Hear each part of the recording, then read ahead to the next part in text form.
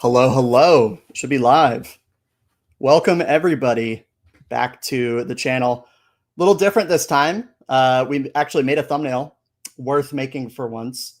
I have to admit, I'm pretty proud of it. So shout out to everybody who saw it in the Discord beforehand, laughing at it. We have a special guest today, Earn Collects, who many of you are familiar with. Many of you look up to in this space, including myself. And Japanese, what is it? Buy, sell, trade, collect, then grade, I think. Couldn't have said it better myself. Beautiful. Beautiful. Welcome, Ern. If you want to kind of introduce yourself, I know a lot of my viewers might not be familiar, but I'm sure most of them are. Well, first, thanks for the kind words. My name's Ern. I am a buyer, seller, trader, collector, vendor, grader. I have my own channel. So Chuck and I have similar, I think you have 500 or 600 more subs than I do, but I think we've probably started around the same time. I have my own channel where I record from my car and we just talk shop. I'm not a pure collector. I'm not a pure investor. I'm a little bit of everything. And so I pride myself just being able to talk openly about the market, collecting, hoarding, investing, whatever it is.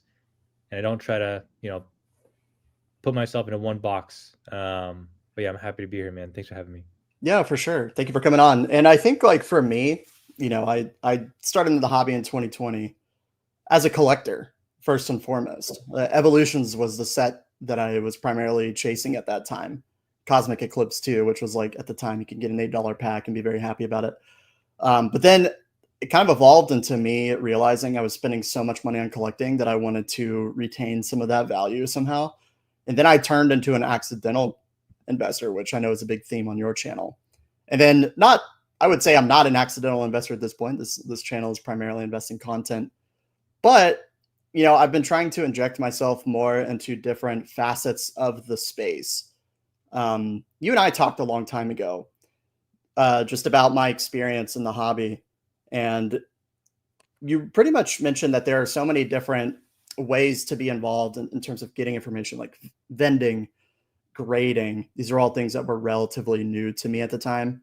And so I'm very excited to hear about your perspective as to where we are currently in this market, and how all of these things connect and what you've seen kind of on, we'll say, the ground floor as somebody who, from my understanding, vends quite a bit too. So how do you feel about this market, Ern? I mean, I know it's a question that gets asked a million times, but what comes to mind? What surfaces for you when you hear that question, just out of curiosity to get started?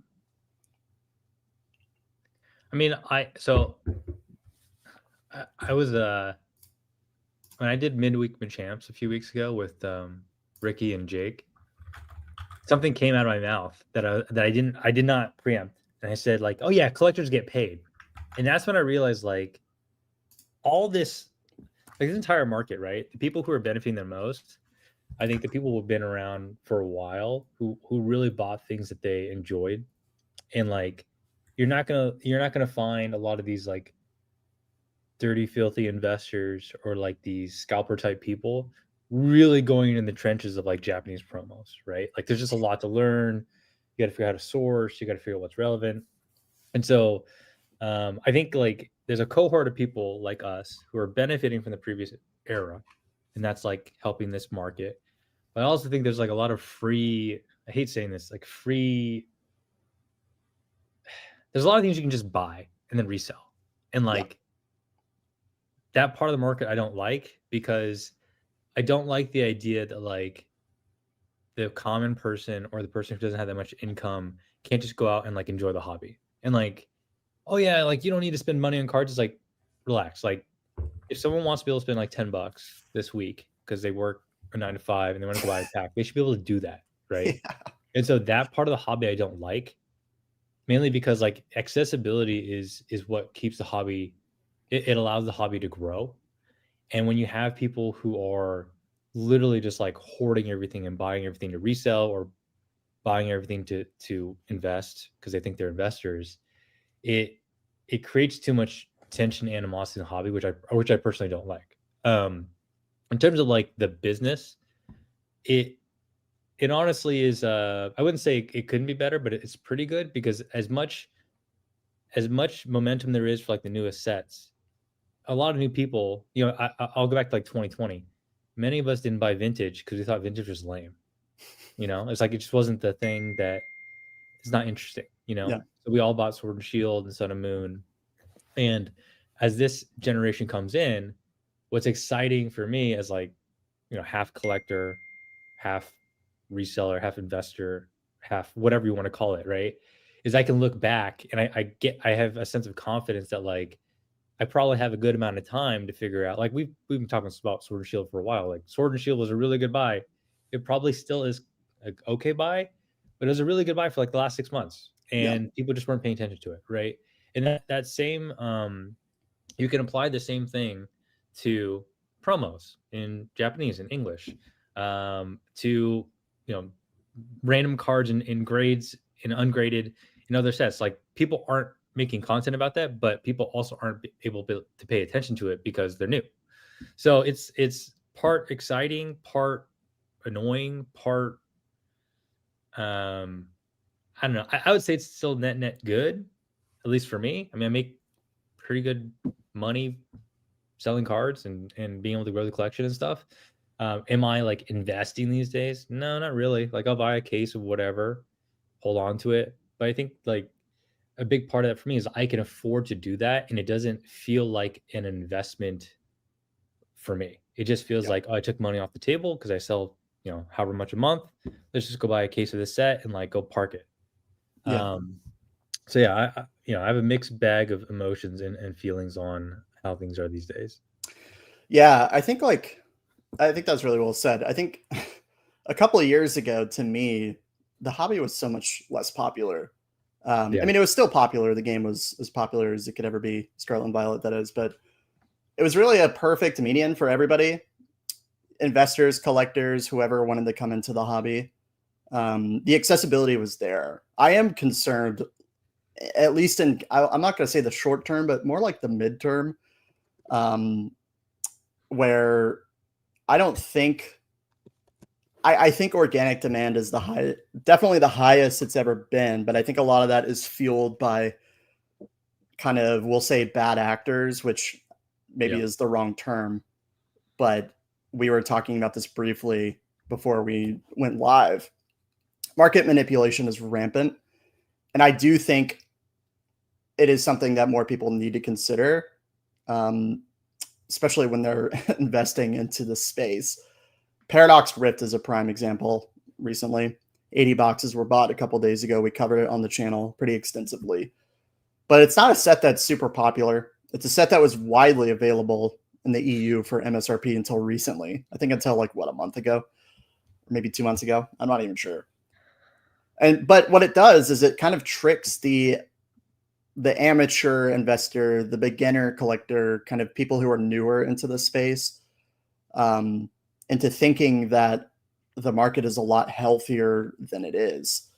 And what I fear is that a lot of these people who are new to the space, once something gives, I'm not going to call it a bubble necessarily. I think it operates a little bit differently, but at some point, demand is going to wane below supply. And I think there's going to be a big hit. And I think a lot of these people are going to get very turned off by the Pokemon TCG space in general. And I think for long-term growth, it'll be a net win, kind of like you said. But I am concerned for the brand itself, which I don't think a lot of people are talking about. I'm sure the Pokemon company is very concerned about their brand image, being what drives the IP. But I think there's probably going to be some pain at some point. I don't know when. Yeah, I agree. But I'm worried about the new person in the space. What are your thoughts on market manipulation, generally speaking? Is it good? Is it bad? Is it neutral? Do you care if you're investing? How do you think about this? Well, I think like before we get into market manipulation, I think the most important thing to understand about our hobby it's powered by two platforms, eBay and TCG Player, that determine market price, right? Yeah. But market price is based on last sold. eBay, there are listings that never get paid for, and eBay never, ever, ever, ever, ever removes those listings. Yeah. So the only way you would know is if you ask those sellers, and sellers aren't supposed to disclose that information, but some of them will, right? So like Z&G, James, he runs one of the biggest consignment eBays on TC Player. Sorry, I got to mute my notifications. Oh yeah. I was going to Um, mention it, but I was just going to let he you will go. post on social media like, "Hey, this was paid for, this was not." On TC Player, they also, for whatever reason, they don't remove data points, as far as I know. And so, before we go into manipulation, you have to understand that how people comp their products, their sealed, their singles, is based on two platforms that don't have clean or consistently safe data. Yeah. That's just like how it's always been. That's how it'll always be. There's no second place. There's no other marketplace. And so like There's everyone no wants to, incentive to regulate it either. Like they don't care. yeah, like they Platforms make could so care much less. money that it's like, a secondary market does its thing. So now that that's like a truth, because it is a truth, it's not like a theory. This is just how the market works, right? Yeah. Um, there are a lot of products and singles, especially, where if you wanted to buy 5, 10 copies, you know, spend $25,000, you yourself would literally move the market price for that item. And that has also always been the case for a very long time. And so I don't think a lot of new people understand that like your source of truth is actually like very uh inauthentic in a way. And that's how the entire market views market value. So let's get into manipulation. Um, I don't control what the market does. If I wanted to buy, 10 copies of this card because I really want to have it to like collect or invest in or whatever, I don't control what the market does, right? But me as an individual, I kind of just have to accept that like the outcome of what I do may or may not have an impact on the market. But like selfishly, you kind of want your stuff to go up, right? Like you don't want to buy something that goes down. I just think that most people don't want to admit that like, oh, I'm actually the one who moved it. Like I've learned over time that I've done things that it has moved certain price points, but like I'm not sitting there trying to figure out like, hey, if I buy this, then it's going to go up 50x. It's more so like, oh, I bought these, and then the next one I want to buy is like this price, and the next one I want to buy is this price, and so Yeah. as a result, like the market price goes up, right? I think at the individual level, there are people who definitely do that on purpose. There's definitely people who just want to buy and market moves, and so like, is that market manipulation? Well, manipulation technically, like the definition is like there's intent around it, right? Yeah. And so like, you know, if 5 collectors really like a card and they buy it, are they manipulating the market? Well, they're not trying to, but the market's anyway. Unintentionally. Yeah. Yeah. So this is where this is where how I approach the hobby. It's like you should just not care how the market moves. You should just accept that inorganic or organic will happen. And so as a user or as someone who's buying into this stuff, you have to keep that in mind as you are accumulating sealed product or buying singles. Like this stuff will happen no matter how you feel about it and no matter what you do. So that said, I think it's more so important to realize that okay, the things that you're buying, how much potential manipulation is there in it? And then also, what's your plan to get out? And I think this is where I think the modern investment community, they really get bought into like, this is a great product, you got to buy it, and like think of the long term. There are people who have 1,000 times more than what you have. So in the future, when they decide to sell or dump in the market, because it will happen in some way, shape, or form, right? There's no surprise. Like if you look at Evolving Skies is a good example. Future Strike's a good example. There's stores that are established that are now selling some of that stock. It's like, wait, why do they still have some of that stock? It's like, well, they held on to it, right? Oh yeah. They decide at a future point they want to sell at this price. And that there's far more of that now in Scarlet and Violet than there was in Sword and Shield. And so if you think like Destined Rivals is a good buy now, it probably is. But if you're holding out for it to be like 1,000, 2,000, 3,000 one day, I hate to tell you this, but there are probably thousands, many thousands, tens of thousands of boxes held by hundreds of individuals who were waiting to do the exact same thing. Oh yeah, So no doubt. manipulation, going back to that specifically, it happens all the time. It's happening now. And I think that the sad and unfortunate thing is it's not a black or white thing where this was manipulated, therefore this outcome came. It's more Yeah, so part of the formula has been someone came in, they bought a bunch of boxes. It leads other people to believe, hey, oh, the price is going up, I should buy in. And it just goes back and forth to the point where new market price is established. Part of that was driven by like a buyout group. Part of that was driven by FOMO and people who just really want the thing. And when you look net long term, the people who are holding on, like really hoping and wishing that in the future it's going to go to 3, 5, 10x. I think those people are the ones that get burned because if you're only buying one or two boxes, you have the most to lose, relatively speaking. But like buyout groups and ultra high net worth individuals, like they're doing this because it's not that much for them to lose, right? It's like it's not as big of a concern for them if they only sell at 1.5x versus 5x, yeah, right? the volume is there The for volumes sure. there is way different. And so anyway, you asked my thoughts. It is kind of, I used to have a lot of thoughts around it. I used to think it was really shitty and terrible, but now I'm just kind of like, okay, I want to avoid that thing, and like, Yeah. let me just not bother with that. And you just kind of like, it's like a sour taste in my mouth, but you just kind of deal with it because like, what are you gonna do? There's Well, nothing else yeah, to it's do a with it. speculative collectible Yeah, and space. Like in the world that we live in, if there's money to be made, these behaviors are going to arise. I do wonder what it would be like to have like an investment portfolio where you only invest in things that have the highest potential chance of being manipulated. And if you made that portfolio, you'd probably have the highest return, and it would be on all the products that are the most controversial. Destined yeah, Rivals, Prismatic Evolutions. It's not going to be Temporal Forces. It's going to be like whatever is the most hype in the moment. yeah, yeah, um, um, and that, I yeah. think that's concerning. I started to just talk more about the importance of selling, and I've collected a lot. I've invested a lot, but I don't really talk about investing.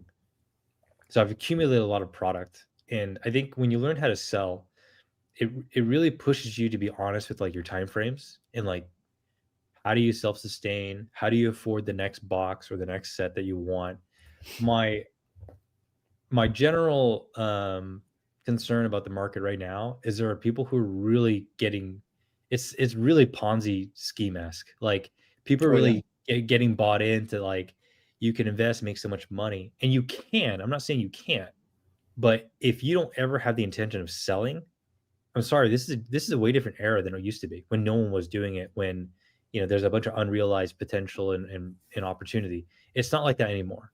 And yeah. so you really have to look out for yourself and think through. Okay, how long do I really want to hold a box that I bought for 250? How long am I going to hold that for? I mean, 500, 1,000. You're talking about 2 to 4x. Those types of that type of growth in the timeframes that we've been presented have never been it's never been like Evolving Skies wasn't even like that, right? No, And no, so not you for a just got long to time. think through like there is a top, right? We're seeing that top in the 5-figure range with a lot of booster boxes. Yep. And so the sweet spot somewhere between what 1,000, 5,000 maybe. Evolving Skies, like I wouldn't be surprised if it gets stuck at 5K for the next year, but I also wouldn't be surprised if it went up to 10K in the next year. But will it go past that? I don't know. Hard to say. I mean, Hard to say, right? Because if vintage boxes are not going up. They're not right, scaling past X and Y like Phantom Forces. They're not scaling past Black and White. I mean, Black and White's now approaching 5 to 10K range, but these things don't go up forever, right? There's always a point where there's only so many amount of buyers who can actually buy above 4 digits, and just having your eye set on this is the price that I want to sell at. I'm going to exit is totally fine. And I call it out because like it is about the amount that you're gonna grow, like that net profit margin is really important. The time frame is irrelevant now. Like it doesn't even matter anymore. What matters is like what is your goal and how far do you want to hold? How long do you want to hold in order to get to that point? what I Um, have to. You're telling me I have to set a time frame on when I buy a you boxer? Doesn't do. it just go up forever? I don't I mean, understand. that's like the age old investment advice for like financial markets. It's like, oh, you got to wait a long time, and it's like this is not the same type of market. No, and it's going to change. Yeah, It's totally. already changed with the mega block. It's going to change with the next gen. It's going to Yeah. change. You have to assume if you want Pokemon to be successful, you have to assume that sets in the future overall are going to be more desirable or more or 100%. better. Like a jungle box just sold, I think, on eBay for what, 6,000 or something, very cheap, like or 7,000. Jungle Unlimited. I think unlimited, yeah. Which to me is like, I mean, was it paid for? I don't know. And that goes back to. I'm gonna pull it up here. I was watching Pokepond. Shout out to Pokepond. 48,000 or 4,800. Sorry, might not have been paid for, but yeah, that was one of the main ones. Yeah, I made a video just to like be very pointed on this topic, and it was called "You're Not a Real Pokemon Investor, and that's okay." And the reason why I made it isn't, I mean, part of it's just to like be a little clickbaity, but part of it's to get people to realize like you're not an investor, you're a reseller, and it's okay to be a reseller and embrace it and own it, because you're not going to be here for 3 years, 2 years, maybe even a year, and that's fine. Like most people are not. Like, if you don't want to be here, I can't convince you to be a collector. But I think what's the most important about understanding you're not one of these investors is then you start to ask, okay, so how else do I make money then? Like if it's not this modern steel product, what else is there to do? Singles, slabs, vending. I'm a big proponent of. Like there's you start to shift your mindset around like I have to invest in modern sealed, because now we're realizing the time frame is irrelevant. So if that's true, then all people really care about is the output, which is how much they can grow, how much money they can make. If that's the case, then why would you only pigeonhole yourself into like buying sealed, modern sealed? It's funny because I primarily only invest, and I've made pretty good money doing it. Now, I will admit a lot of those gains have not been realized. Some of them have been throughout the past few years. But if you look at the space currently right now, it is one of the worst ways to make money when you compare it to rip and shipping, when you compare it to vending. There are people making hundreds, thousands a day on whatnot, which does impact the average, sealed collector. But for most people, if they're buying a box for $250, holding on to it, and that's a lot of capital for them, yeah, you're not an investor because one, you're new to the space, and two, it's not really going to be a significant amount of money that's going to change your life. Yeah. I think there's a lot of people in the space right now like that, which I try to preach on this channel. Like you should be doing this a minimum for 2 to 3 years, but that also comes with some caveats because things are going to change. The markets are going to change. The behaviors are going to change. Every 2 to 3 years, the Pokemon market kind of cycles in and out of this crazy demand cycle. And if you told people to buy booster boxes 2 years ago, they would have called you crazy. Nobody wanted Paldea Evolved for $80. Nobody wanted Obsidian Flames for $80. Nobody wanted the Obsidian Flames, period. I still don't want Obsidian Flames. I still don't want it. I have a case of it, but I don't even want it. I don't care what anybody says. I don't care that the Charizard's $150. I don't want it. But yeah, there's a question I wanted to answer. If that's okay. From please. Ocho Kezo. He asks, would love to hear where's the best place to sell. So, there are multiple ways to sell. eBay, TCG Player. You can get your sealed consigned with someone like Probstein, DC Sports. And I think I would approach it as like, well, what do you have to sell? And then decide which seller or platform is best to sell with. The vending part, I think, is important to at least try, because every local area you'll find is a little bit different. I go to 3 main shows in our area. One of them I can reliably move slabs. The other one I can reliably sell singles. I don't know why. It just, the vendor makeup, they're like 60 miles within of each other. Yeah. They're just a little bit different, right? And so I don't want to say like you have to vend because that's the way. It really depends on your local area. And like, I wish I lived in the Midwest or on the East Coast, because a lot of the shows there, I've heard from friends, like it's really good for sourcing. People don't grade as much, or there's more vendors, like that kind of thing. It's true. So I went to one show. I can attest to that. Yeah, it really depends on where you live. where to get 1 to 5K buyers, the best place, honestly, is probably to consign, and take advantage of that now before that buyer pool dries up, because I don't think it's going to be around forever. So you can do that with like Probstein, DC Sports. I think that buyer pool, the 1 to 5K buyers or the 5 to 10K buyers, do you think that they would be the first to go in a downturn? Yes, because the 5 to 10K buyers, the older the older money, like the older whales, they've all moved into like the what are they called? Blue chips, gold stars, low pop vintage. And the new 5 to 10K buyers, I mean, they have really 2 options, or 3 options. They stay where they're at, so they're buying the same stuff they're buying today. I highly doubt that's going to be the case. Right. They leave, very, very possible, or they move into existing blue chips. So I think that buyer pool, it's important to capitalize on who they are today, because I don't think that buyer pool scales over time. I think it comes and it goes. Crypto's doing well, for example, that a lot of the money's coming in. And so it's important to be realistic that it is an opportunity to take advantage of while you have it, but it's not, it's not a way to build a business model, right? And in fact, there are very few successful sellers who specialize in items that are in the 5K plus range. Yeah. They might be able to sell, a handful of items or percentage wise of their overall inventory, but most of what their inventory is not within that price range in general. So consigning is a really good way. There's people on Instagram who have big followings so you can sign with, and then some of the marketplaces as well.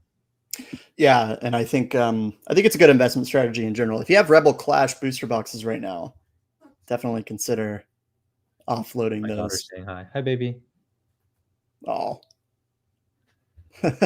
She's like, dude, what are you doing right now? Why are you talking about Pokemon cards still? Yeah, I think I wonder, because I do think organic interest in this space is growing. And I also have to bring in, not to kind of dull the conversation in this regard, but I think the macroeconomic scale of where you can put money right now in the space is massively contributing to liquidity and money flowing into the Pokemon hobby. You cannot invest in crypto. You cannot invest in stocks. I mean, you can, but right now everything is an all-time high. The housing market, homes are still real estate is still very expensive, although it's come down a little bit. I do wonder how rate cuts are going to impact this, but I definitely think that the Pokemon space is going to get hit a little bit harder than people think, where if a lot of people are predicting a huge AI bubble to pop in the future, guess where one of the first places money is going to be withdrawn from? It's not going to be their 401k. Yeah. It's going to be your Rebel Clash booster box. But guess what? All of a sudden, you have a bunch of products that people don't desire. Yeah. I think a Evolving Skies booster box is probably a modern blue chip, in my opinion. I think it'll weather a storm a little bit better, even at this price point. But a lot of buyers are just buying literally anything they can get their hands on at the moment. And that's definitely something that's not talked about in this space enough, mostly because a lot of people don't really know enough information about macroeconomics, myself included. But it's not immune to that. It is definitely not immune to that. And a lot of the surplus right now is due directly to that. People trying to find ways to make money. It's just like NFTs a couple of years ago.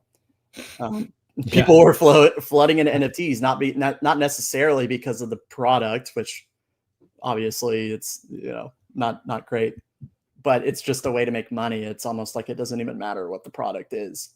It just happens to be that Pokemon is deflationary and is also the #1 IP in the world.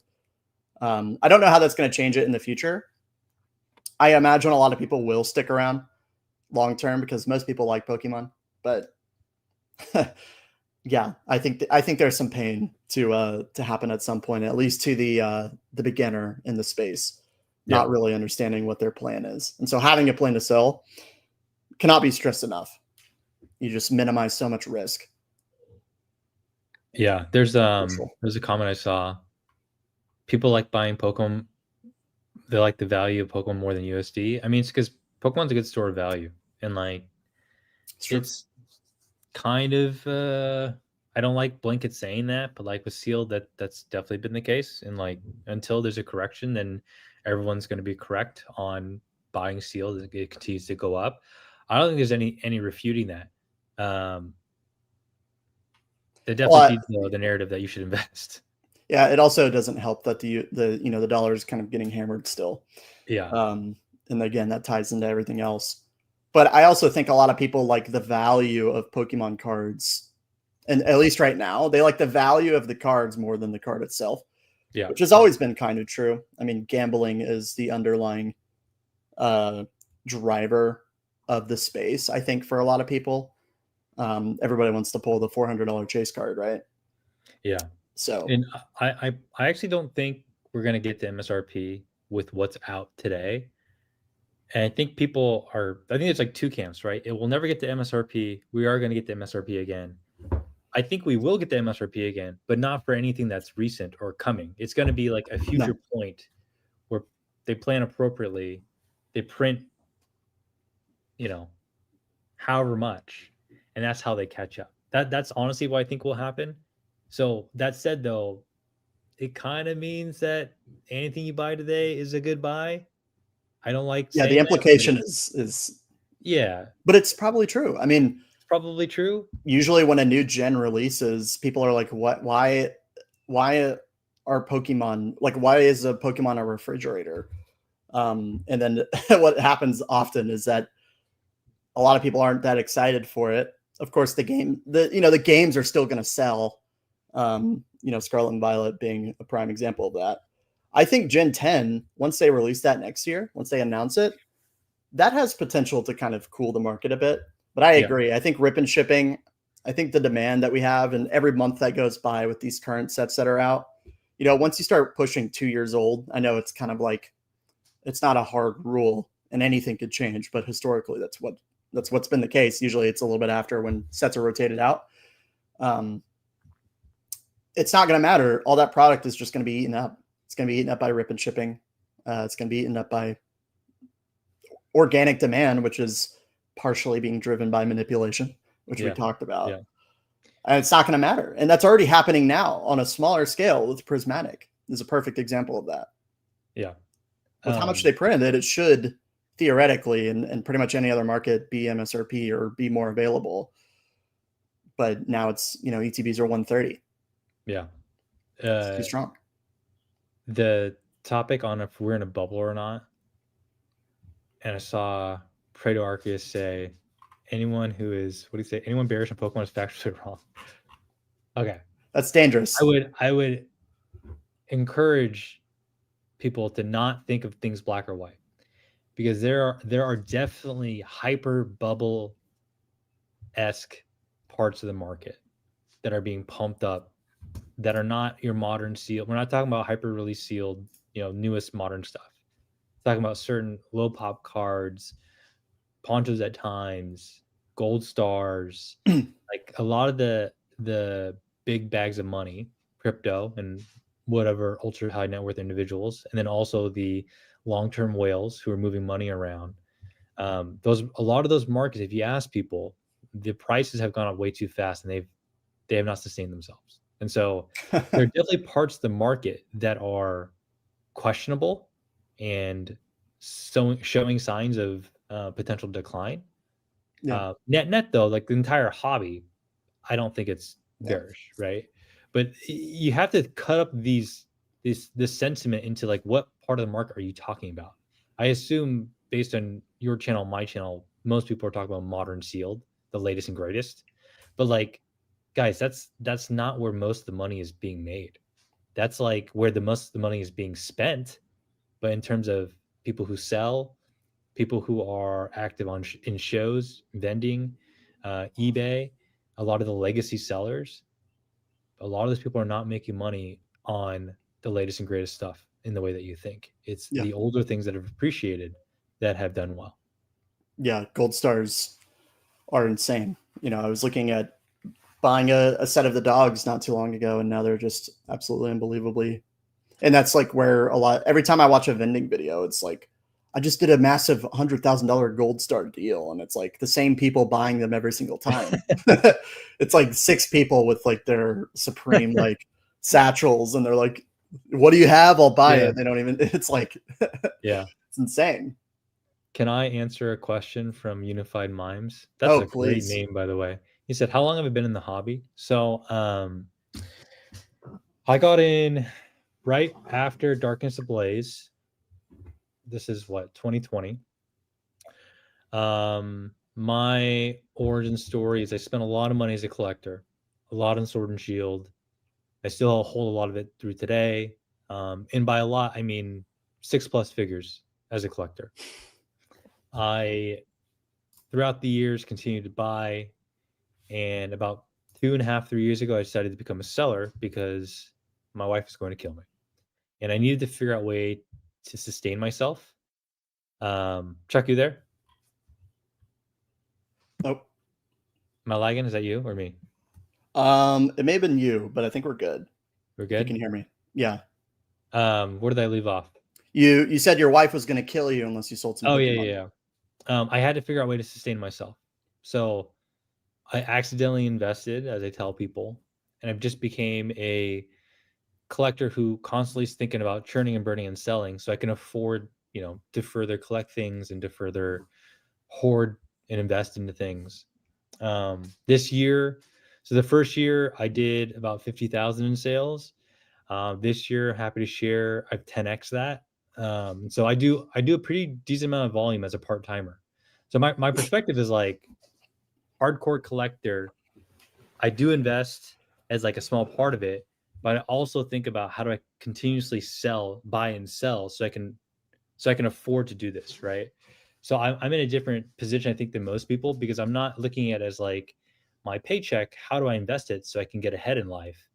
I look at this as like I haven't had to spend money, personal money, in my business in years, in Oh yeah. 3+ years. So everything I've done is rolling profits. Everything I've done is about getting that margin and rolling into something else. And I think like what's really important to understand is like my circumstance and how I approach answering some of these questions. That's all the context, right? Like I've seen what the previous era has done. I've seen what it means to be a seller, a buyer, how to grade stuff. I've seen what it means to actually invest. And I think a lot of the time though, these days, like if you watch channels, I would really implore people to ask like, hey, what is your qualification to be telling people you should invest? Because it's very easy to tell people this stuff's gonna go up, right? It's also impossible to be wrong right now. Yeah. If you were like me and made a channel in May, you quite literally were never wrong at any point. Yeah, and If you said I'm something not was going to going shit up. against you. I just think that like No, yeah, of course. there's a lot of channels that no one asks like, what is this person's qualification outside of spending a lot of money? And like if Yeah. you extrapolate that into any industry, into any other sector, you never qualify someone based on how much money they've spent.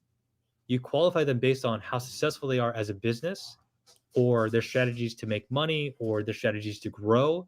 Right. But I watched a video from someone a long time ago. I won't say who. I won't call names. It was how much money I've made in Pokemon investing. I'm like, oh man, I can't wait to see this. I watched the video, and the first thing that the person says is like, oh, I actually haven't sold anything. This is actually my portfolio. I'm like, what? Yes. You can't even like what are we talking about? Like this is not even advice. This is just like telling people to spend money.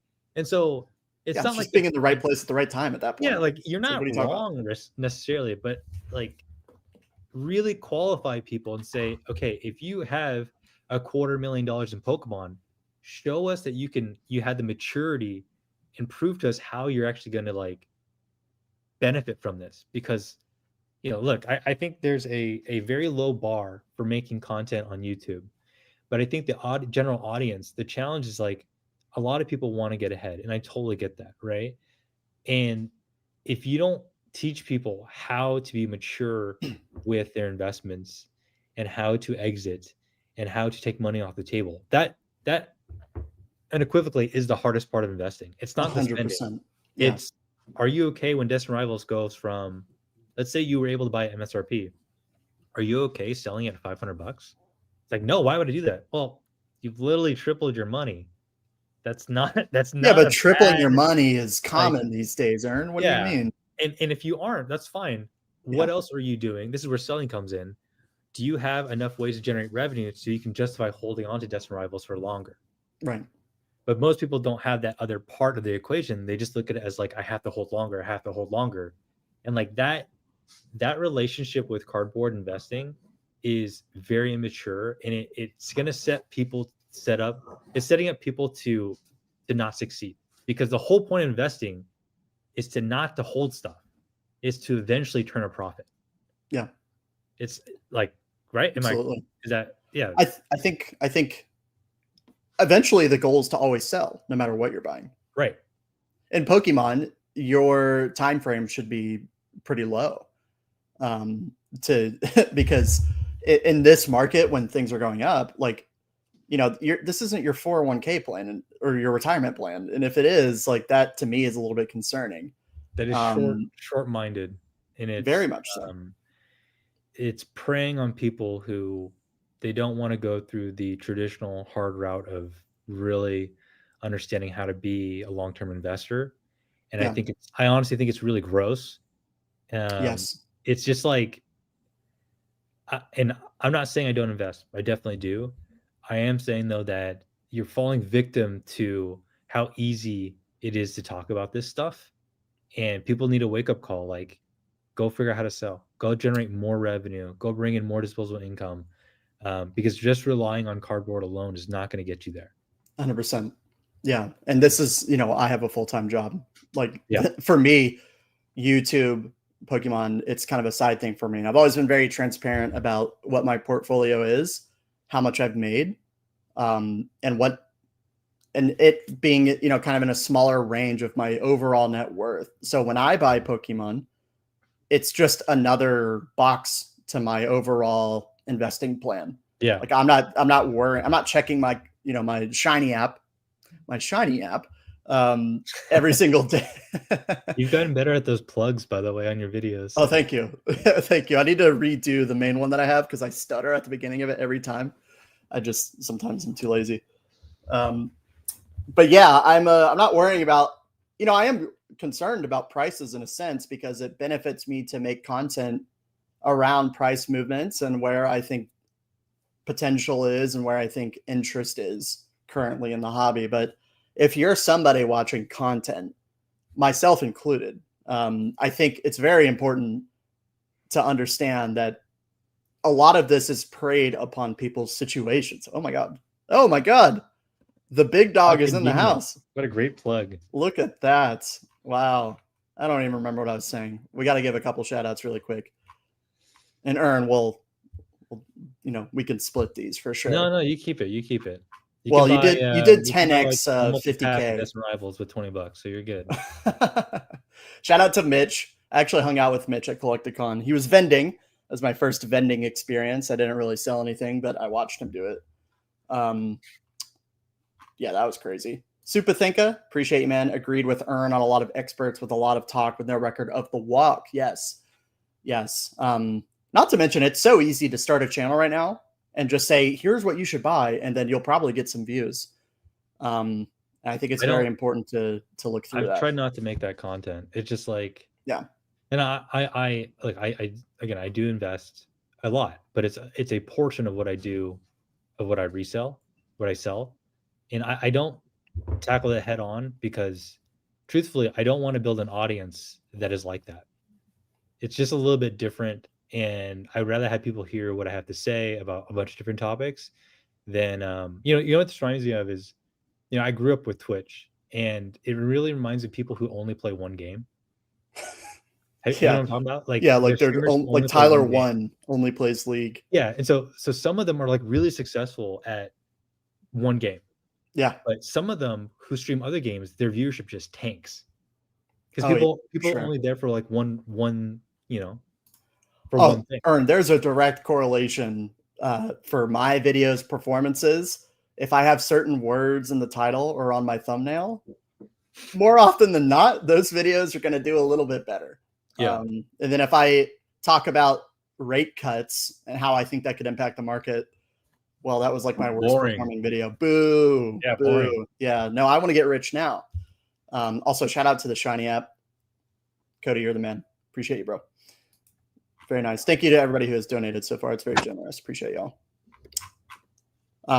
Yeah, guys, feel free to throw in some questions in the chat too. Obviously we're just talking about some topics that come to mind, but we also want to hear what y'all think. What are you buying right now, Ern? Speaking of which, what would you tell people to buy? Right now? I'm just kidding. I'll share what I bought. Right, I'll share what I bought in the last month. You ready? I would love to see. This obscure Japanese promo. Because I, it's time.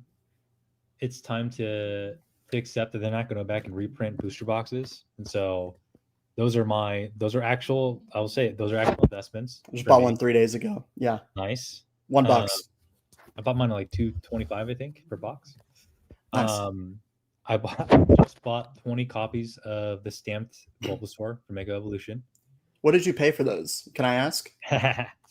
So I haven't done this in a while, but because the market's so hot, I tracked the price of the regular IR and the price of the stamped one. Yeah, I paid like $30 to $33, and it's going for less than it was going for less than the IR. This is 2 days. Yeah, it was. I saw that because I pulled this the release day. I pulled the IR, and I was like, wow, it's like more expensive than the stamped right now. That's weird. Yeah, but I'm sure that'll change. And now it's flipped, as it should, because that it doesn't make sense why it would be any less than the IR. I bought 100 plus copies of the. See, this is the kind of stuff I get into that's not investing. 100 plus copies of the 2025 World Championship Pikachu. That's the non-holo from like GameStop and from. Oh yeah, nice. So that's a grading play. I bought 50 copies of the Pikachu from Paldean Adventure Chest. The one with the Pikachu with all the I don't know the name of any Scarlet Violet Pokemon because I don't like them, but like the one that looks like a little teddy bear bunny thing. I don't know. What I forgot the name of it already. You know what I'm talking about, right? Yeah, it's like orange, and then it has one of the starters in it. The grass. I'll pull it up. Actually, I think some of these dropped on Target recently. Probably for like $50. No one wanted that thing for the longest time. No, I used to pass on them when I went to Walmart. Yeah, Fuecoco. I think it's Fuecoco, and no, the other one, the something Mott, something Pikachu 0. No, not it's the grass one. No, it's the normal. Okay, I'm sorry. Right? Am I misremembering this? It has Sprigatito and it has the guys. I don't know the name of these things. It doesn't even say in the. I'm trying to pull it up on the. Although a picture is not helping me. Mousehold. The Mousehold pre-evolutions in the back. I'm staring at it now. Palmot. And Sprigatito. I'm sorry. Everybody's two favorite Pokemon. Look, ever since they started making trash bags as Pokemon, I just don't even bother with the names. Whoa. Garbodor is a sweet Pokemon. Let's see. Let me check my eBay real quick. I bought the Prismatic Evolutions EV Pokemon Day stamp promo. I can't believe I didn't buy them earlier. Yeah, that seems pretty obvious in hindsight. It's a $200 card now. I bought them for like $60 to $80. In a 10? Yeah.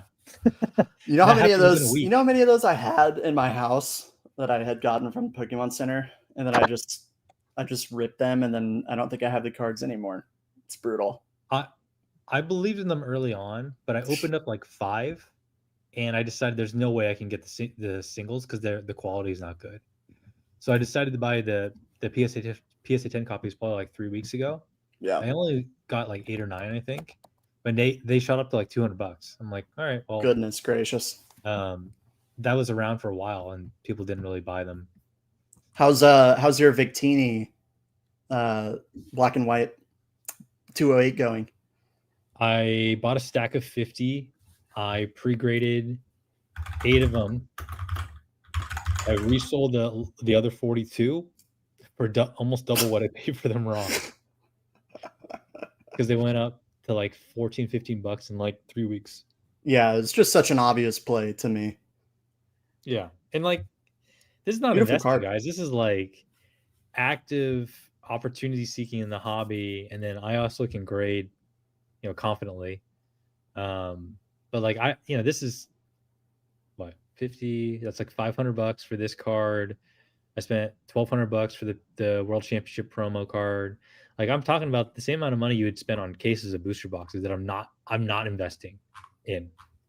So Well, it's yeah, I like, mean the goal is to offload these too. I yeah, imagine you offload don't want to them be and make holding on to a black and white Victini and a 10. I for imagine. too long. Yeah.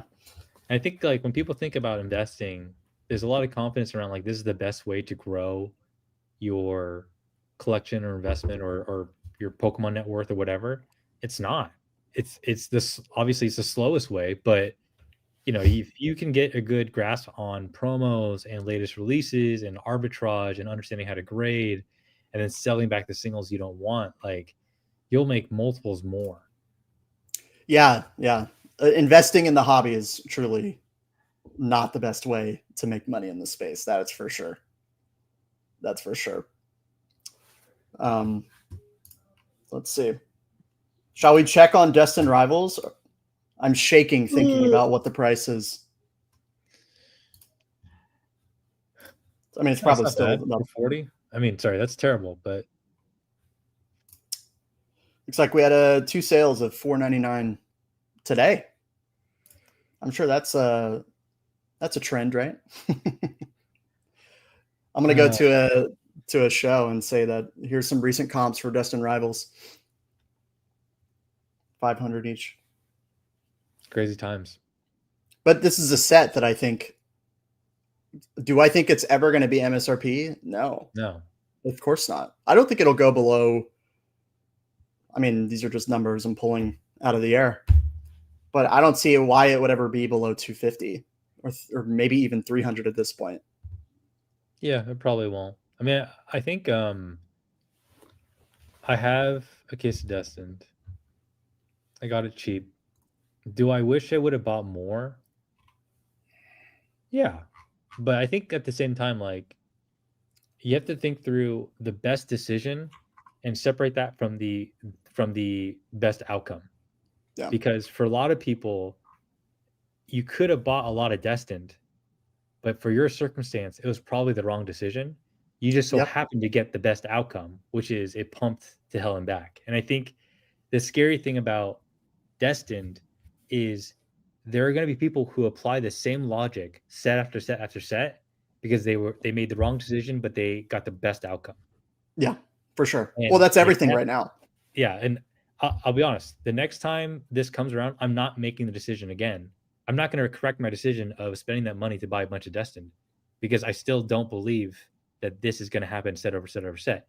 It'll take maybe like 2 sets for that to happen, maybe 3 sets for me to be confident. But I'm talking about spending, 10K plus on a set. I'm not going to make that judgment call based on what Destin did this one time. I am being a little bit of a fence sitter, right?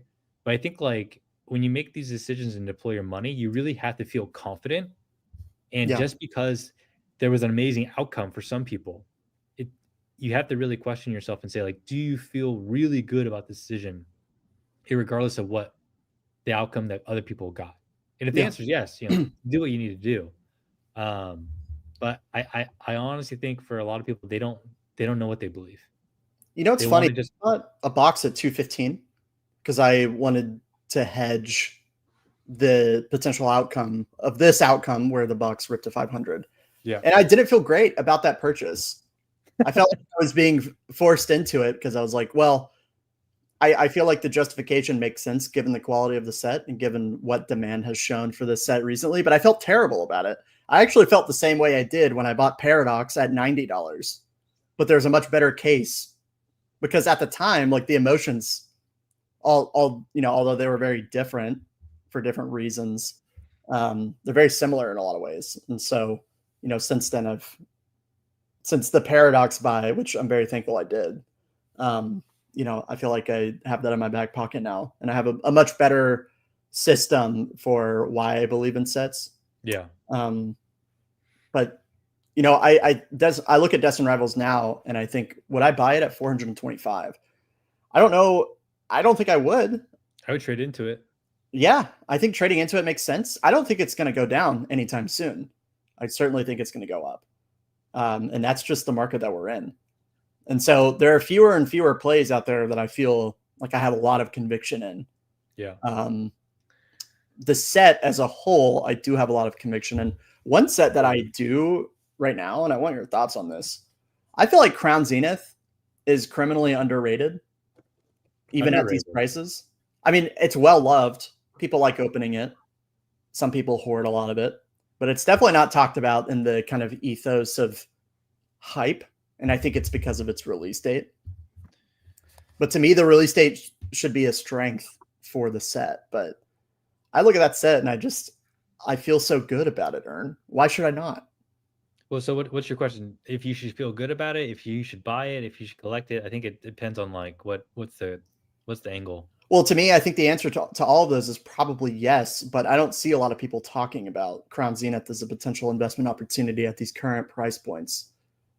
And for me, like on my mental checklist of how I evaluate sets and like how I pair that with what the market is doing, I don't see an argument against it at the moment. Well, the best argument against Crown Zenith, so I do agree, it's one of the best Sword and Shield sets. It also was printed into the ground. Oh yeah, to the point where it was being liquidated. Like people didn't want it as much. Yeah, I bought 3 on TikTok for $72 shipped. ETBs? Yes, TikTok shop for all 3 total. Oh yeah. Because they had the discounts back then, if you remember. Yeah. So okay, let's think about this. The booster box prices are like, the booster packs are $12 right now. I just checked. I think we have to separate out, is it a good set? Because it's a good set, right? But oftentimes people conflate, it's a good set, therefore you should invest in it. True. It can be a good set, and it can also not be a good investment, right? And I think the challenge of Crown Zenith is I bought 500 packs like $450 in January. I ripped them all, by the way. I did not invest in them. It's almost tripled since then. It's not going to triple again in probably the next 3 to 5 years. I agree with that. Yeah. Like it would have to be a $40. Are you kidding me? Like that is insane. I don't know. But okay, hear me out though. There are far better things without even listing them that you can buy that would perform better than Crown Zenith from today to that point. Probably 3.5 times. I hate making this comment, but it's true. It's not that much compared to most things. That's fair. That sounds crazy, but it's true. It's so people get hung up on like, it's a great set, you have to invest in it. No, you should look at it as like, this is your precious dollar. Where do you want to put your precious dollar, and what's the best outcome for the money that you're going to spend? Yeah. And I had to change the way I think about this too, because it's effectively saying like, don't buy what you like, buy the thing that has the most potential that's probably undervalued. And Crown Zenith, something I struggle with quite a bit. Yeah. I say struggle, but you know what I mean. Crown Zenith is appropriately valued and it's expensive. So buy the singles maybe, but investing into the sealed at this point, like I don't know. I would not. To me though, I think the counter argument is that we kind of don't know where the space is going to head. And given the speculators, gamblers, right? Game, that's right. That's not.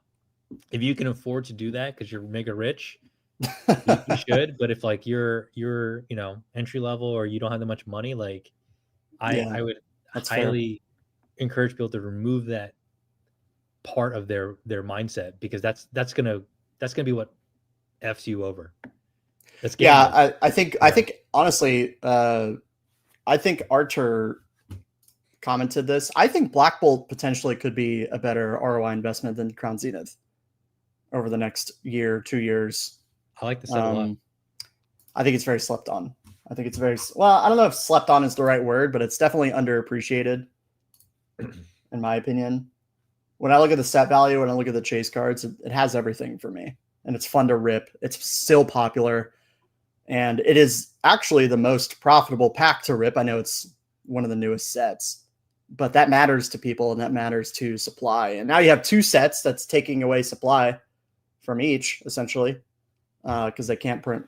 I'm assuming the Pokemon Company, they can't print both to the capacity that they, for one set, which is just pure speculation. But I see a lot of potential for these sets. But I'll die on the Crown Zenith Hill, I'm afraid. I just think if the market, I think it's safer. I think it's more cushioned in a downturn, and I think there's still upside and there's potential. And all it takes for Crown Zenith is really one manipulated buyout, potentially, for people to start going harder into the set, which is a bad investing philosophy. But it's also, if you go back to like, if I had a portfolio for hype, I would maybe include some Crown Zenith in it. It's gonna, basically the point is that it's popular and it's still in demand. Tens are moving. The raw cards are moving. I don't know. I like the set. I think it's great. And if you can get it at a decent price and bulk, like I don't see a lot of downside for it. I just feel that there's still upside for the set, although it has made a huge move recently, to be fair. But this is a chart that I feel this makes me feel a little more warm and fuzzy inside. This chart, excluding this, to me, this feels a little bit more in line with organic demand. I mean, I believe it. But I think like it comes down to, if you're an investor, right? Your goal is to make as much money as you can as fast as possible. Right? And yes, I think that's somewhat true. Well, what else would it be? Well, it could vary depending on your situation. I mean, if I were to make as much, I think by that logic, if I were just to say, I want to make as much money as possible, I would just go super hard on some asset, or like, I don't know. I think you could go to a casino and put all your money on black. No, and that's technically like the within highest. Pokemon, Sure. gambling stuff aside, like, isn't the whole point of investing to create a return? That I agree with. Yeah. So to build wealth, I suppose, would be the old head mindset. So I mean, if and I do this too, right? If we want to justify this set is good because of top cards, its collectability, yada yada yada, that's fine. But we're just creating more qualifiers for us to justify why we want the product versus why not just have highest conviction in the things that's going to appreciate the fastest. And this is to each their own, right? It's like it's a tough mental game to play because no one wants to buy any. You don't like buying stuff. People don't like buying stuff they don't inherently like. I try not to. I try not to. It just happens to be that the things that people want to buy right now, I do like Prismatic and Destined. And I love Crown Zenith, but I definitely would not be buying any of it for my long-term kind of goals. Right. At this point. That makes sense. I don't know. I try to be, maybe it's a symptom of me trying to accept what this market has become. Because if I use your logic, I would go all in on Destined Rivals or Prismatic, which Prismatic I think is a more justifiable play given its price point and its availability at the moment. But that thought concerns me personally from my investing mindset. And maybe I'm transferring some of my my retirement or my stock portfolio mindset over where I want to be in the market for the longest period of time. I don't think that translates as well in Pokemon because it's easier to predict the cycles and how people are going to behave with certain sets. And there's going to be more volatility. And I think it's less about being in the market for a long time and more about making the right plays at the right time, which is easier to do in Pokemon. But that goes against my overall investing philosophy in general, which admittedly is a little bit more conservative, I suppose. But I think you might be overthinking it. Well, that's certainly true, Ern. That goes without saying. Then the money move on to the next. You know what I mean? Like, yeah. Yeah. I don't know. This is exactly why like a lot of the content that's out there on like investment, I just don't try not to dabble with, because it's like it's analysis paralysis. It's like overthinking. It's like, aren't you guys supposed to just invest in the thing that you think you're gonna make you money, and then move on to the next? Like, Yeah. it's. But I get it. Like, this is all supposed to be about enjoyment and like, the C word, community, and like connecting with people. I think, Ooh. the more opinions people can have on like, I like this set or that set, or like Shinji Konda's good or bad. Like it lets people connect more into the money they're spending. I do think though that is also the trap of the hobby, is having too many opinions on like on specific things that at the end of the day don't really matter. Yeah. I mean, Prismatic, the argument has always been, will it go to MSRP or will it not? The smart Could have bought it money, at 100. they probably went all in at ETBs at 90 when they were that low. You know what I mean? And now I bought they're a case at 950. there. You go. There you go. And like maybe I overthought it. My stance on Prismatic has always been, right now I have options. I'm gonna do the thing where I say buying at MSRP is good, but there were a lot of Great tip, by the way. opportunities. Yeah, you're welcome You for should that. charge for that in a Patreon. You know, I charge people's time, so in a sense it's the same. But I look like for a while I was like, I don't know what they're gonna do to the set. I don't know how much No, they're that's gonna okay. print it, and that was the narrative and the feeling at the time. So I would just, any opportunity I had to get an MSRP, I bought, and I have a fair amount of ETBs and other products that I got for a good cost basis, but it's not bulk. You know, this isn't volume. Yeah. It's balancing comfortability with my own experience investing in general. Yeah. And I think that's something that does limit my gains, I suppose. But it also protects me. And so I think every individual investor who comes into the space needs to evaluate the same thing. I also don't have the experience that somebody like yourself does as far as like cards go, as far as the volume of selling goes. I mean, I have an eBay store. I could sell. It's not a problem, but I haven't offloaded as much product as you. So you have a different philosophy, I suppose, when it comes to what percentage of gains make sense for you. Do you know how much Prismatic I ripped? I remember the surprise boxes you were opening. Oh yeah, But I think that's tip of the iceberg. that was literally child's play, because that was with my daughter. I ripped 600 packs in the first month for myself. Like, I'm a collector and I love the IP. I also do questionable things. I ripped 600 packs and it was good. The first 400 were good because I pulled the Moonbryon in a demigod pack with Roaring Moon. Oof. But the only other SAR, or the only top evolution I pulled, was the Espeon, and that was at the last 10 packs. So I went on a drought for a while. It was very depressing. I don't think I'll ever rip it again unless I get packs for free. It's a terrible ripping experience. Yeah, it's either the best ripping experience ever, or just it'll make you exit the hobby. Yeah. I've probably opened 70 packs of Prismatic at this point, maybe 80, or maybe close to 100, and I got pretty destroyed in the first 60 packs or so. But then everything changed when I turned off my camera and I got some surprise boxes and pulled a demigod pack with the are we calling it the Moonbryon now? Is that what we're doing? I know it's a moon. It's got to be Sunbryon. I did, yeah, I did. Remember I messaged you for grading. Oh yeah. That's which you probably get a million. That's huge. Mine got a 9. I expressed it and sold it. It got a 9, but I sold it for I think it sold for like 2K back then, because this is within the first couple weeks of release. Oh, nice. But I made some good money on it's beautiful that the 9 has a slight premium on it. Yeah.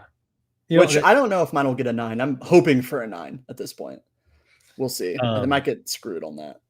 Can you pull up Mega? Mega Evolution? Yeah. Oh yeah. Because you know what I've realized from Mega is they've changed the print quality across the board. The print quality is incredible. Yeah. It's really good. I haven't all of my hits are perfectly clean. The only questionable thing is centering, which is, it's no big deal. Yeah. But the backs of the cards are perfect. I have this theory and that I'm on the lookout for. Hi, baby. So Scarlet and Violet, noticeably worse print quality compared to Sword and Shield, right? Horrible. Gem rates are very, very low, and a lot of the top cards and a lot of the top sets have a pretty decent premium on them, right? Magikarp, Groudon, that kind of thing. Mega, I mean, you guys correct me if I'm wrong, but I've heard from 10 plus people that I know print quality is way better. My own experience, I ripped a booster box. It looks pretty damn good. So that said, they've increased print quality, which in turn should increase gem rate, right? Yep. Which in turn will increase total population of PSA 10s, which means that demand for those cards needs to pick up if we want current prices to stay high. Correct. I have a very strong suspicion in the short to midterm, nothing's really going to change. Like we're going to get PSA 10s coming back, people are going to buy them, they're going to go for a good amount of money. But I think in Mega is when a lot of the premiums for PSA 10s is going to tank. There's no doubt. Because there's going to be a huge influx of higher pop PSA 10s across all the different sets, assuming they did what they did with Mega 1 with the rest of the sets. So that's like how am I going to approach the market in the next 6 to 12 months? I'm going to grade and buy as much as I can and sell it all the way through. But I don't think it's going to hold up. Scarlet and Violet, the thing it had going for it was gem rate was so low, and the population for some of the PSA 10 cards was also really low. So like the Magikarp fetching like 2,000 plus or whatever it is now, like it's actually not that crazy to think about considering how many there are available. Yeah, that makes sense. Makes perfect sense. I mean, even in Paradox, like the Groudon, I don't think it's pretty hard to grade too. Like all these early SV sets. I mean, I think I completely agree. One of the main things that helped these sets are the low rates of the 10s. Like, the cards themselves aren't really enough to carry them. If Magikarp had a gem rate of 80%, what do you think the price of that card would be? And how would that impact the sealed price of the box? It would be probably a lot different, I imagine. Well, if it had 80%, that means all the other cards would have 80%. And 80% is not possible. That would be like only for promos. I guess like 50% or 40%. Sorry, I gotta open the door real quick. It would be like anything above 40 or 50% is really, really good. Like Crown Zenith, I think when I was buying a lot of those cards last fall, the gem rate for like those dogs was like in the 50s to low 60s. Yeah. That's pretty damn good. I think it has a big, it contributes a lot to the overall box price because that means the single prices are not going to be as high. That's as a seller, how I approach the hobby, that's how I think about its impact on box price. Yeah, for sure. How do you feel about Mega Evolution in general and Fantasmal now that we have some reveals? What are your thoughts on the direction of the art styles? Because I have some thoughts. Overall good, but I'd like to hear what you're thinking about as far as the direction of the letterhead. The font is terrible. The coloring just doesn't look good. The yellow on the cards too. It looks weird. Like I don't know. It's like interesting, but it's a little off in person, and also like on here, it looks like it's like an Etsy card. Yeah, it does have kind of a weird feel to it. Yeah, I'll be honest. I'm very excited for this era. I mean, print quality is a big part of it because I see the opportunity there. But I'm excited that I don't need to learn a whole new generation of Pokemon. And like I played Scarlet and Violet, but like I'm too old to like really invest heavily into a new generation and like understand like it's just like too much. So them going back and playing homage to like a lot of the previous popular Pokemon and generations is like awesome. I really, really like that. So personally, I'm excited as an investor, or sorry, as a collector, and as a, you know, as a grader and a flipper. As an investor, like I'll do what I've done before. I'll buy a couple boxes or a case of each of the sets, maybe. But I still have not turned on that mindset as the primary way of me engaging with the hobby, because the entry point's too high. I can do a lot more with the same amount of capital, and I don't. What's the way of saying it? I don't feel like there's a lot of no-brainer stuff anymore. Like there's no secrets anymore. No, There's no like. I mean, there are in singles, right, in promos and that kind of thing, but in sealed, it's like it's not really that way. to me, it feels like the secret is having the infrastructure to capitalize Yeah. on the That's the space, like secret. having rip and shipping or vending or a YouTube channel or a combination of all of these things. That is the true secret. Yeah. But that's not obtainable to the average person. Yeah. Shout out to Mike really quick. Thank you for the donation, man. Do I ever regret opening packs when it goes up later on? Never, ever. I have no regrets, Mike. Never. The 3 evolving boxes that I opened and got a Medicham. You know those team up blisters that have the Mimikyu and Pikachu on them? Yes. Yes. I almost bought a lot of them a year ago. I bought 2 sealed. I bought a master case, I think of 6 boxes, which is like 16 times 6. And I split that with 3 friends. So I had 2 sealed boxes of 16, so 32. I bought it $5 each in 2020, 2021. Oh man. And 2 years ago, I got really antsy and I opened all of them. Oh no, Ern. I hit the Magikarp and Wailord. I hit some of the base rarity GXs, but that was basically it. So, you know, I ripped 32. What are they now? Like $300, $200? I think they're at $300 least 300. blisters? Yeah. Yeah, that is probably one of my bigger regrets. Yeah, there are levels to this. Yeah, there are levels to Mike. I haven't felt that level of regret, but I think Ern's doing all right from what I can tell. So I'm sure it was a blast when you gave in to that moment, you know. I'm sure you had the whole world in front of you. I mean, part of it's like you just gotta enjoy the cardboard, man. Like You gotta. a lot of people are investing and just hoarding this stuff, and I get it. The opportunity to make money is there, but like the longevity of the hobby is the most important thing to optimize for. And 100%. you know, always spending, always investing, always thinking about like how do you make money, unless you have a business model, right? Most investors do not. It's not a business model.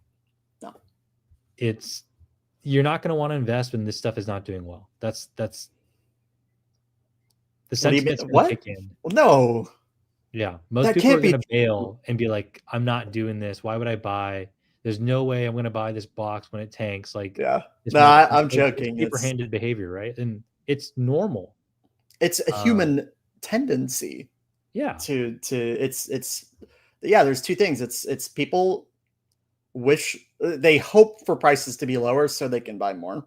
I promise you're not going to feel that way if Destined Rivals goes below MSRP. You'll have a lot bigger things going on beyond this is a good investment opportunity. Your whole outlook will change. And people take for granted the strength of the IP, which I believe will do well, at least for the foreseeable future.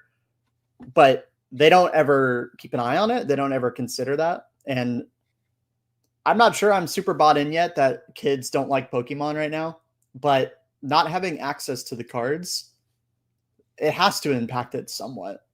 Eventually. And if the next gen sucks even more, you know, how long can we keep re-releasing Gen 1 Pokemon cards forever, you know? But I think they could probably do it forever. Probably for another 20 years minimum, I would say, and still be number 1 IP. But Total number. How many total number Pokemon are on there now? 1,025. They've I was got a gonna say lot of over options. yeah, that's fair. But I mean, like 300 of them are probably not even Probably 300. like 150. Probably 150 of them Yeah, are chase Pokemon. You know, popular. yeah, popular enough to be on a box of Pokemon, I suppose. Also, side note, I got my box of Mega Evolutions. Rip it. It Rip looks it. Rip it. like Rip it. Rip it. ass. It got What? just it looks so bad. Rip it. I have to. It also has a tear in the side, so it's. You gotta rip it now. I can hear it whispering. I think I will rip it at 5K subs, which I don't know when that will be, but I need. Can I a buy the reason to box do it. topper from you? Blind? Right Um, now. I'll send you money. Unsearched. how much? I'll pay 110% over market. And I'll pay for shipping. When Earn has conviction like this, some alarm bells are going off in my head, guys. It's almost like I should be doing similar plays. Let's talk. Let's. I want to get your thoughts really quickly on Fantasmal, because I think at this point, minus a few IRs, we have the set. Then there's no Gengar. I know it's been covered a million times. How do we feel? I am very excited for Fantasmal. If it'll load. I like the gold Zard. I like all the Zards. Could care less for Rotom. The Ozempic Zard. Why they keep printing him. He's so skinny. I'm truly excited. I looked though, it is going to be the lowest main set in terms of number of cards, even below Journey Together. Yes. So, okay, there's a Zard in it. Okay, let's get that out of the way. Yes, Zard's popular. However, Brilliant Stars, Darkness Ablaze, Charizard UPC, and you got to remember like the history of these things.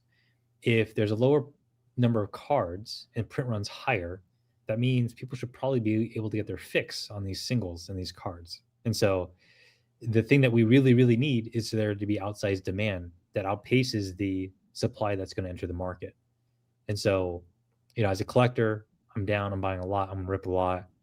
As someone who potentially is going to invest, I probably would if I can get it cheap and just hold on to it. But you won't be able to, probably. Yeah, I think this is going to be a pivotal step for us, honestly. It's going to tell us a lot about how they manage like a smaller set with higher print quality. And like, look, there's a good chance too. The reason why this set is small is so that they can catch up on print run, because it's a lot easier to print more quantities of the same cards than it is to print more quantities of a bunch of cards. So you think we could get other product in the meantime, in addition to Fantasmal, as part of their strategy? No, I just mean that like this could be a mechanism for a way for them to catch up on print.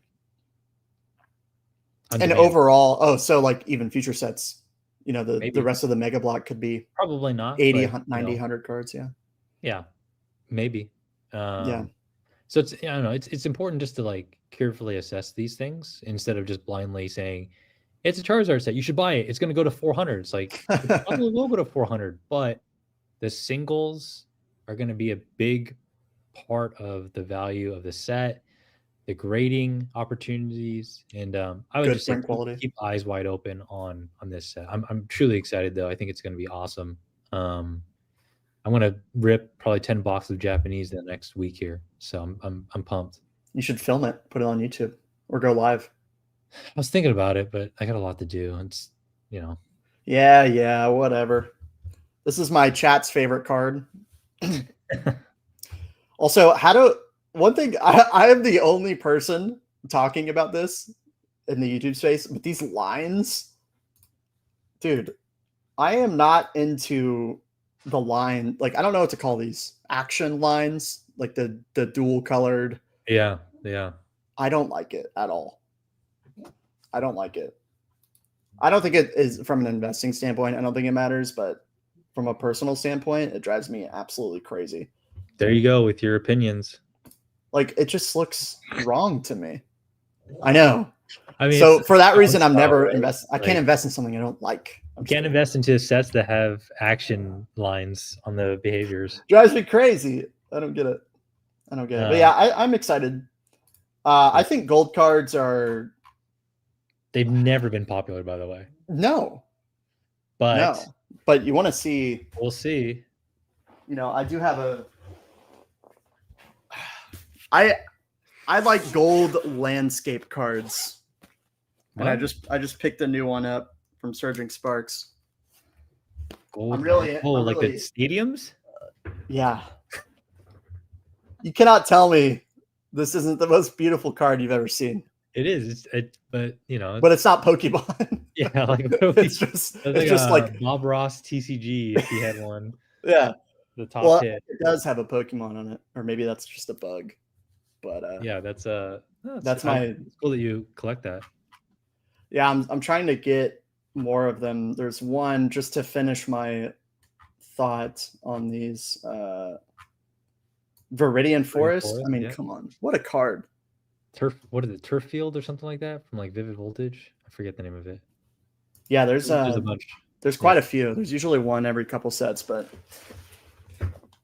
anyway, that's the collector side. I'm an accidental collector, Ern. That's what's happening.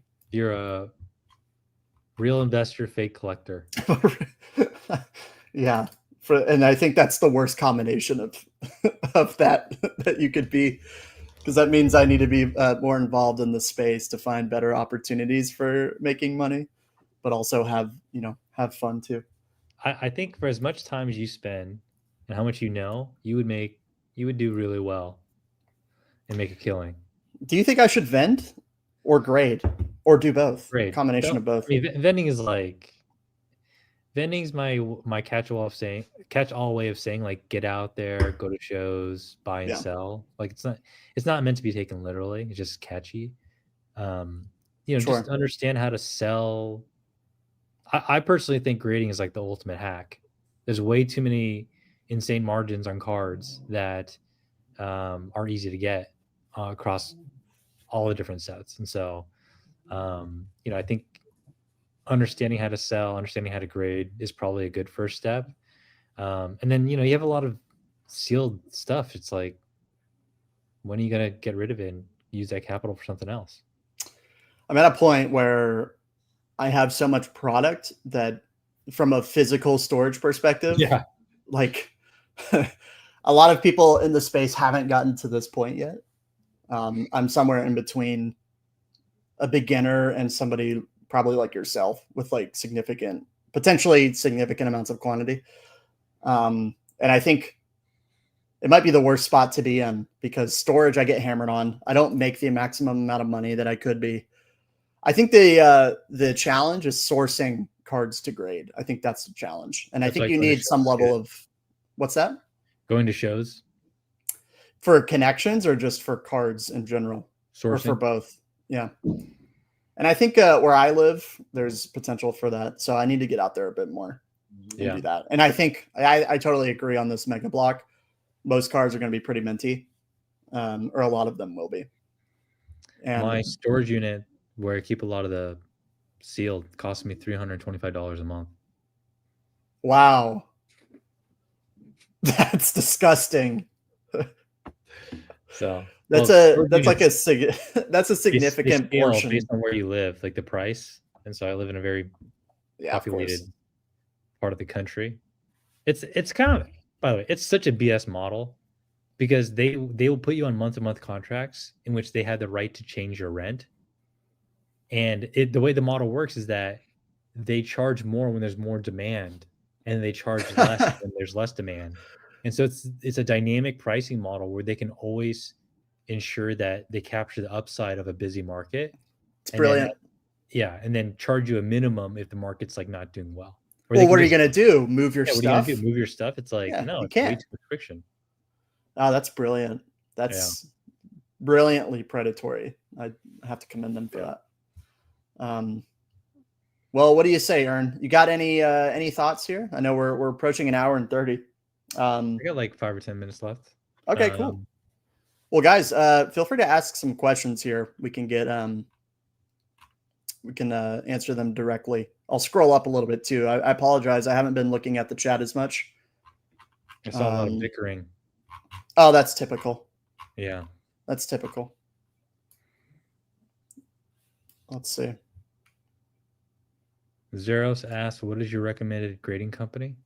Vending equals printing money. I don't use one. I use CGC and PSA a lot. It just depends on the turnaround times. What's the, I mean, the premium on PSA is over CGC in most cases. So no, how do you determine? A year and a half ago, about CGC 10 pristines consistently go over PSA 10s for modern cards. Just modern cards though. But are pristines pretty hard to get? Or, I mean, it's kind of, because you can miss and get a 10, right? Which I guess isn't that bad, but they sometimes can be easier than PSA 10s. Like CGC will give a pristine 10 on something with a print line. PSA would probably never do that.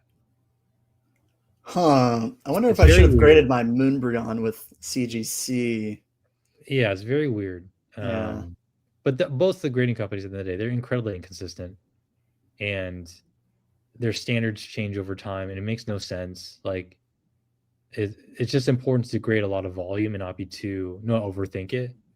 But yeah, they can be both very inconsistent. I imagine for you that's a good thing though, because you 100% with your experience, you probably lean towards getting better outcomes and like closer situations, I imagine. Yeah, you need more data. Like more data is better.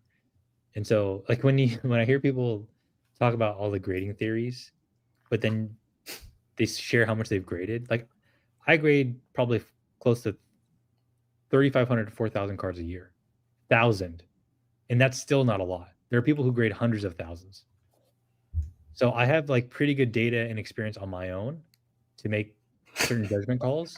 But I see people arguing a lot like, if you submit too many cards of the same card in the same submission, they're going to penalize you. I'm like, no, that's not true. I've done 30 in the same submission and they all got the appropriate grades. So just accept that they're inconsistent. And if you're questionable on what you submit, then you should expect a questionable outcome. That's insane. Yeah. I have graded 3 cards. I'm new to grading. I haven't gotten grades back yet, so I'll certainly let y'all know. But I think I'm going to get absolutely destroyed on my grading experience. We'll see. I feel good about it though. Just accept you might get destroyed and then submit 10 more. Yeah, that's the plan. I think I'm pretty good at grading. I think I can give you a pretty accurate grade. I just haven't done it, so I can't actually claim that yet. Let's see. Do you know what this is? Theater V's? Yeah. Wait, they already have, right? Oh, I mean, there's Latias and Latios E-series style Japanese cards. They come in these like specialty decks. They're probably the top cards in that set. And then the other cards, like I think they're just too. Oh, I see.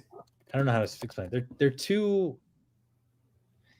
too niche and they don't look exclusive enough for new people to get in and want to buy them. And I learned that like when you go too niche, you go off the deep end to the point where people just don't care. And so do I think they're undervalued? Yeah. But I also think that it's going to be a long time before they get their appropriate praise because I don't know, like the older stuff, not all the older stuff is interesting to the newer collectors, and non-hollow older stuff, especially so. Yeah. Good point. How do you feel about BGS 10s being the new standard according to Lee's Collectibles? I mean, don't they have a higher premium usually? BGS 10s have the highest premium. So it goes BGS Black Label, BGS 10. I'm talking about modern cards. CGC 10 Pristine, PSA 10. And tags probably somewhere in there depending on the card. Yeah. Whatever. PSA 9, BGS 9, CGC 9. It is a very weird scale. It makes sense. And the funny thing is though, like I would never buy a BGS 10, but I sure as hell would sell it because I feel like the price for a BGS 10 is in relation to the price of a PSA 10. The BGS 10 market is not the standard. It's like the niche premium that some people will pay, but not most people. Right.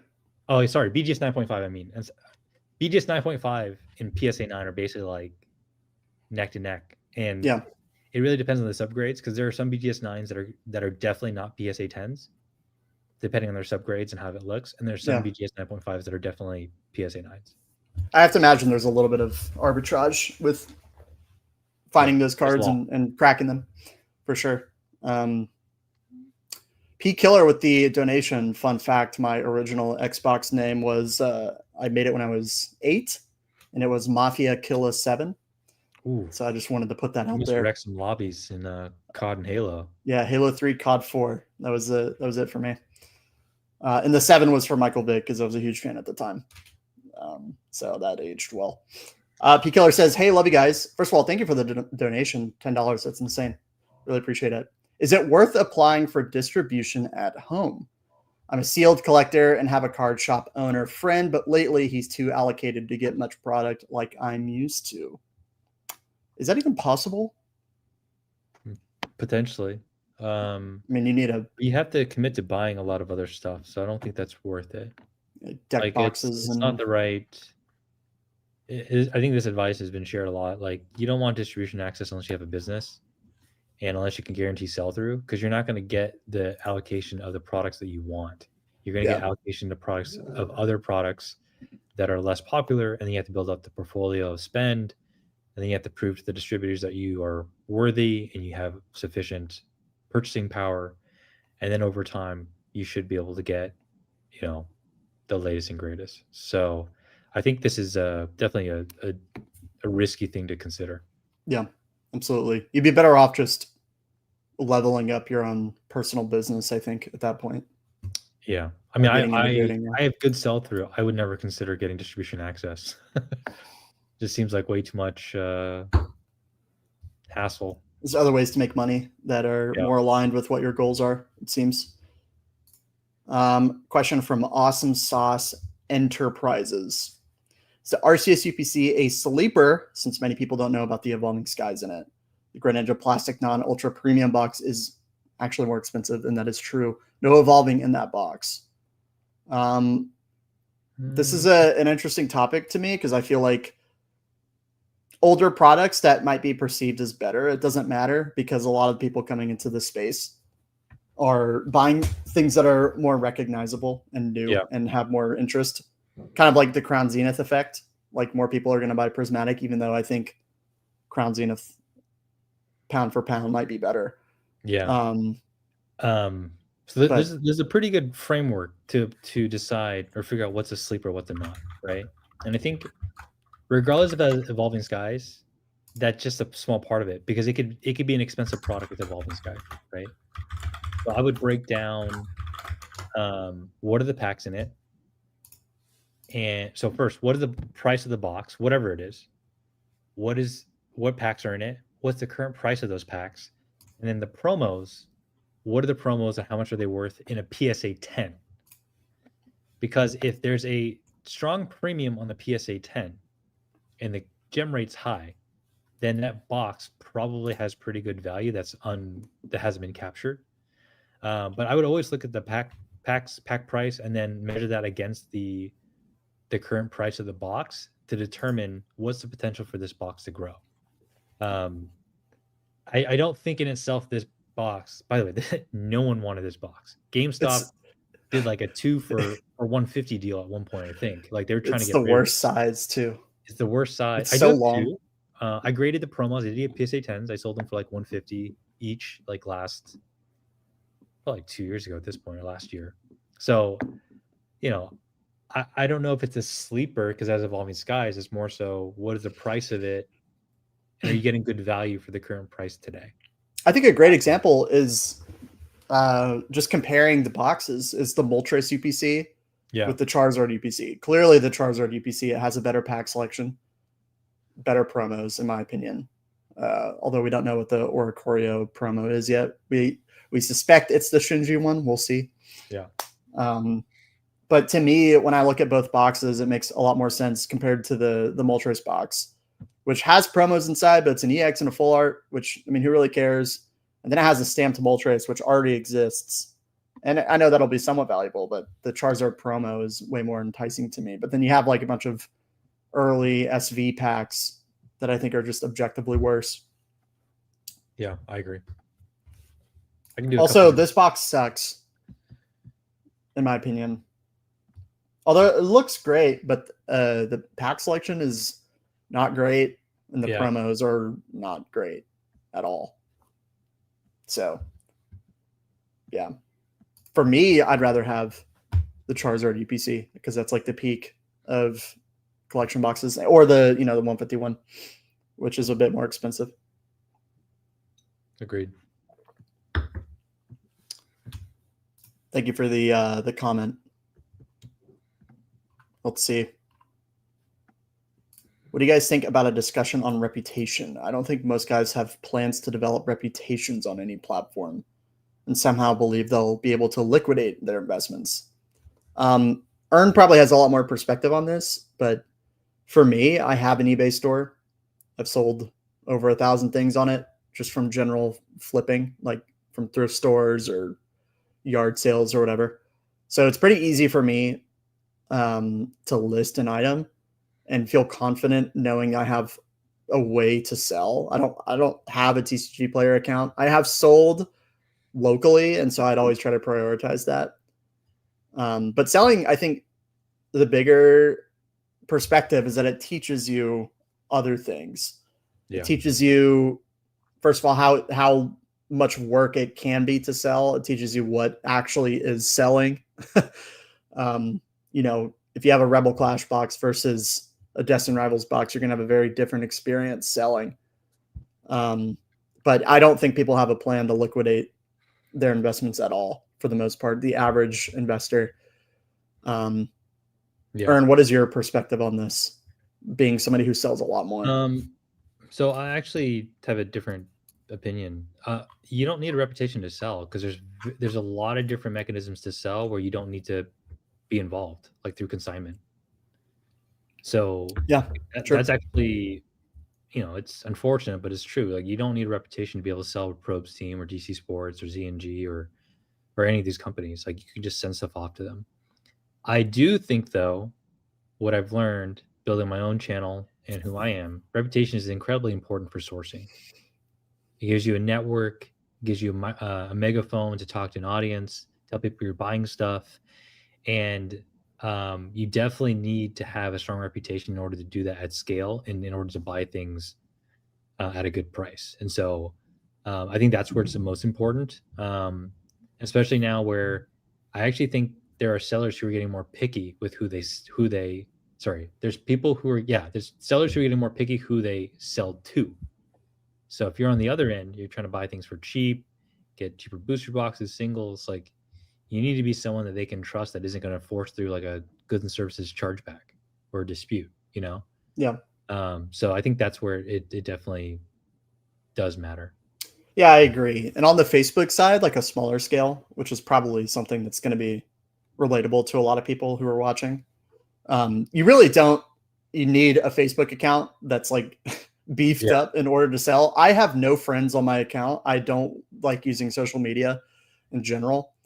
I have gotten a few reviews, which I think is the most important thing, but you don't need reviews or anything. If your listing is legit and there's so much demand for Pokemon, you'll be fine. You just have to be safe about it. That's all. Yeah. And also I've met plenty of, on a side note, I've met some like resellers in my city, which is kind of bad in a sense, but now I have connections to some of them that get me relatively good deals on products that I'm interested in. And they're also selling like surging boxes to me, and now they know that there's a person and they've connected me to their network. So I kind of sometimes get first choice on certain items that I'm interested in, like a prismatic bundle at $45 or something. So I think just getting involved in your area is going to serve you very well. generally speaking. Agreed. So that's a good point, Ern. Let's see what else. Could probably do one more. Yeah, sure. Let's see if there's a good one here. While I look, I'll answer Arthur's question just because he asked. I don't know what 0313 is. I'm assuming it's an artist. Can we expect to have artist rush for all ARs? Is that a... I need to look this up because I don't know. I have Volbeat, the Firefly Pokemon comes up when I look up 0313. I don't think that's what he meant. I don't know. Arthur, you might have to elaborate in the chat. We'll come back to it. I can chime in on the artist thing. Yeah, please.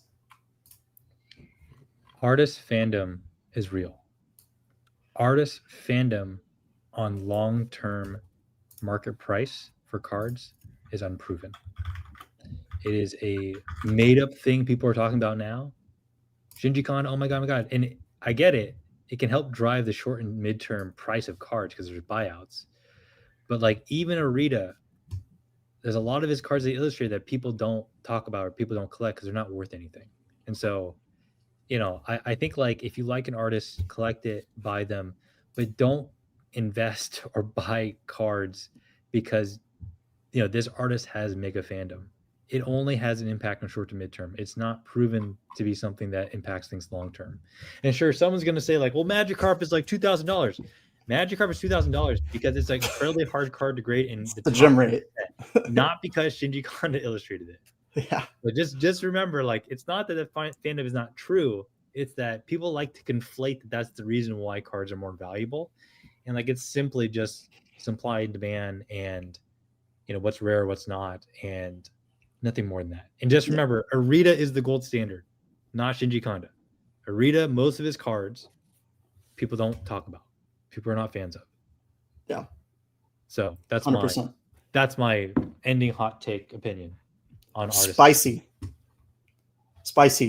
This is an interesting question. Do you have a collector's insurance, Ern? Through Collect Insure, yeah. Okay. It's pretty expensive for me. It definitely adds up. It's not really worth it unless you have a certain amount of stuff. Yeah, for sure. And I've heard that getting claims is a major pain in the ass. I imagine that's always the case for many insurance companies in general. Yeah. In the Pokemon space. That's insurance. Let alone collectibles. They're not going to take care of you. I'm sorry. I know. Goodness gracious. I can't imagine. Yeah. Well, I think I think we can close there. Everybody, thank you for watching. Really appreciate the support today. And Ern, thank you very much for making the time to come on the channel here. I know you just started a reoccurring. It's a podcast technically now because you have episodes. We're doing. Tell us about that. Next pod is going to be on Thursday the 8th. Thank you, Shiny App. Thank you, Shiny App. It's called Real Collectors, Fake Investors with myself and Jodo Jake, and we just talk about, man, when you're a real collector, somehow you just invest on accident and you're like a fake investor. So we go over topics around collecting, the market. Sometimes we talk about investment advice. But yeah, that's going to be Thursday the 8th, and then Thursdays after that. Yeah. And obviously we can find him on his YouTube channel, Ern Collects. So everybody, please go subscribe, show support. It'll be worth your time anyway. And I know you have an Instagram presence as well. So yeah, thanks for coming on. Really appreciate it, man. Great chatting with you. Great getting your perspective. And thank you to everybody who donated today. That's pretty insane. Really, really thankful for that. And good yapping. Enjoy the rest of your Sundays, everybody. You too, Ern. And cool. I'm sure we'll see you very soon. So we'll sign off there. Thanks again. Peace. Goodbye, everybody.